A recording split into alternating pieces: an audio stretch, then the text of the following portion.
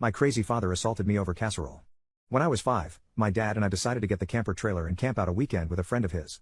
We get there, and I'm invited to play with the other kids, including the 2 boys of the coworker, who were either my age or a bit older than me. There was a nearby creek that was a popular swimming area for the kids. I loved to swim as a kid, and my dad strictly told me to not get close to the creek, because he didn't want me swimming just yet. However, while I was playing with the kids, I ended up tripping on a rock and tumbling into said creek and getting completely drenched. I was a great swimmer, and the creek wasn't really deep, so I wasn't in any danger, but I was afraid my dad would be mad. The coworker's kids were willing to vouch for me that I fell in by accident.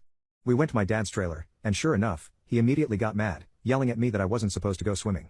The 2 boys fulfilled their promise to try and defend me, telling my dad it was an accident, only for my dad to tell them both to scram as he dragged me inside. I was tossed into the bathroom with a towel and some dry clothes and told to quickly change. I did so without saying a single word.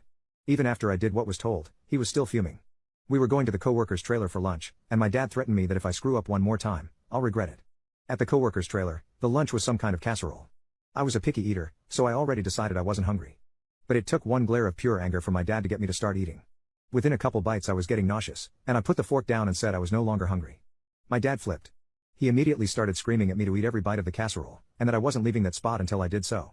The coworker, bless his heart, tried to be a mediator by saying I didn't have to eat the food if I didn't like it, and that he has no problem making me a sandwich. My dad told him to shut the F up, and threatened to sock him if he said another word. The next 5 minutes was me bawling my eyes out slowly eating the casserole as my dad was screaming right next to my ear about how he's gonna lay hands on me if I didn't do what he says. 4th bite in, my stomach turned, and I fell off the chair and threw up.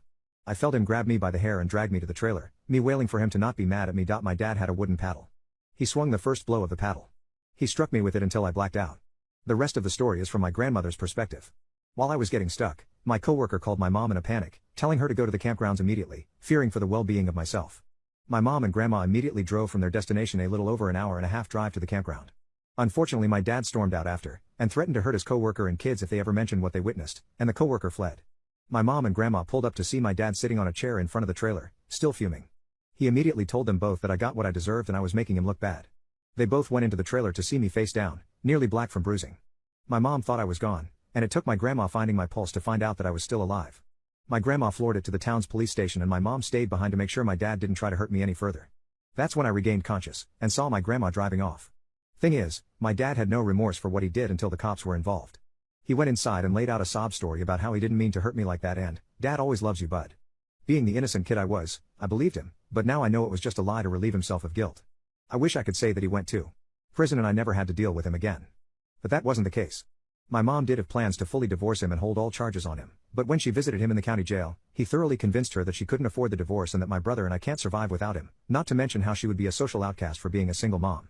He also laid it thick that even in the case she got her kids away from him, my dad would not rest until he unalived her and took my brother and I to where nobody would ever see us again. My mom tried to remain brave but the threats worked, mostly due to how he was back to having no remorse over what he did to me. He was just upset he got caught. So my mom dropped the charges and she still lived with him until I was turning 11. However, the whole family was well aware of what he did, and they made it clear if he hurt me like that again, or hurt my mom and brother like that, they will not hesitate to call the cops. The only thing that managed to do was make my dad much smarter about how to hurt us, sticking more to scaring the daylights out of us and making us feel like accidents who nobody loves with his words. As for how he is today, he's not as aggressive as he used to be, but he's become even more heartless and unfiltered on his words, and continues to believe that he does no wrong, and even has the right, to hurt his kids, even when said kids are now adults.